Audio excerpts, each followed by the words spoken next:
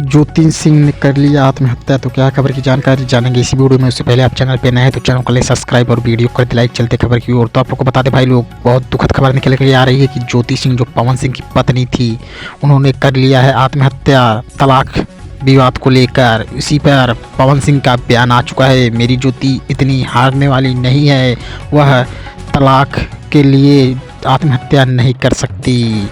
वहीं उनके पिताजी का भी कहना आ गया है कि ज्योति बेटी का एक्सीडेंट हुआ था, एक्सीडेंट से वो हो गई थी घायल और इस समय हैं ठीक ठाक, वो जिंदा हैं और सही हैं। इसी खबर को सुनकर ज्योति सिंह के फैंस और पवन सिंह के फैंस दोनों हो चुके हैं खुश, और पवन सिंह भी हो चुके हैं खुश कि कहते हैं मैं उसे तलाक दे रहा हूँ, प्यार अभी भी करता हूँ मैं, क्योंकि वह मेरी एक बहुत अच्छी प्यारी पत्नी थी।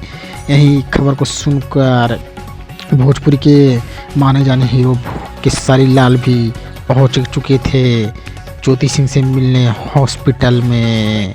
तो आपको ये खबर सुनकर कैसा लगा, आप कमेंट बॉक्स में ज़रूर अपना राय दें और ज्योति सिंह के लिए भगवान से प्रार्थना जरूर करें। चलते हैं, धन्यवाद।